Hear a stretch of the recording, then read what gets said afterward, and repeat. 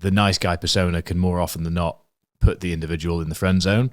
It can send the wrong signal because, as you've clearly highlighted, consciously pretending you don't have an agenda means that the agenda isn't presented, which means that the relationship is misaligned. When a nice guy reveals agenda, it's quite a very simple flow when you actually map it out like that, isn't it? But it's a case of, what can any people that view themselves as nice guys listening understand as to how they can move away from what they believe is the right action in general terms, and more what is the right action for them as an individual to become more attractive to women?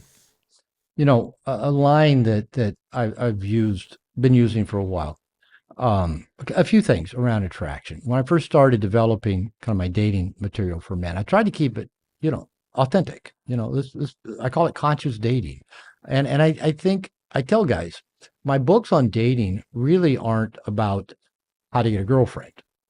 It's just you want to get a girlfriend. And so because you want to get a girlfriend, I'm going to teach you how to expand your emotional and social intelligence. And so, your desire to get a girlfriend will make you, more of a social animal, more of a person who actually can venture out and have those discussions in life, which in the process makes you more attractive to the feminine. I frequently said in the past that if a man interacts with a woman with confidence, that it triggers the exact same chemicals in her brain that the man would experience if the woman lifted her shirt and showed her breasts. We don't think, do I like that? We do, right? It's wired into us by Mother Nature. For the feminine creature, it's the same thing. That degree of confidence is just wired into them.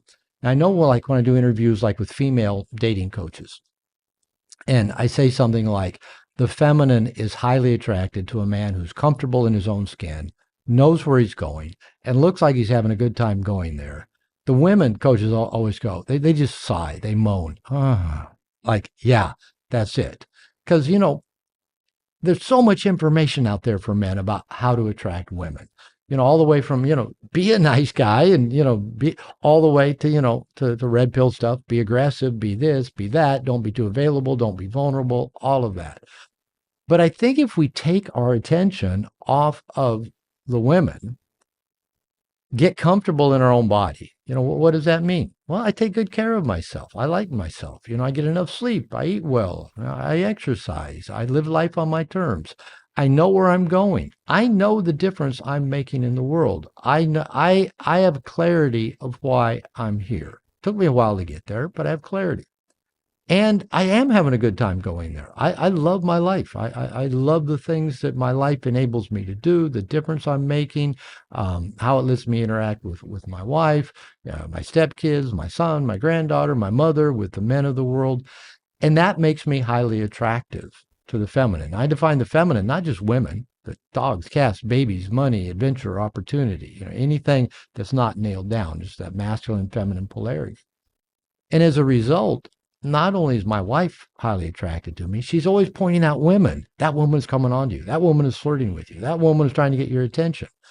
And I'm not even trying. I don't try to get anybody's attention. But there's just something about you living purposefully.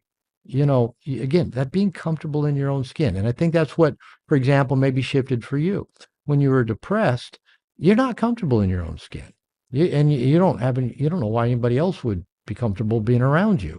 But when you got out of that, your own thinking about you and started getting curious about other people and having conversations with them, I suspect that made you highly attractive, even to people just kind of watching you out of the corner of their eye. Who is that guy? He sure seems, comfortable in his own skin having that conversation.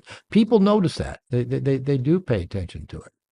So that's where I think, for men, whether they're in relationship or single, getting more conscious about these kinds of things makes us happier and makes us more attractive to the things we want to attract. Again, whether it's money, opportunity, adventure, women,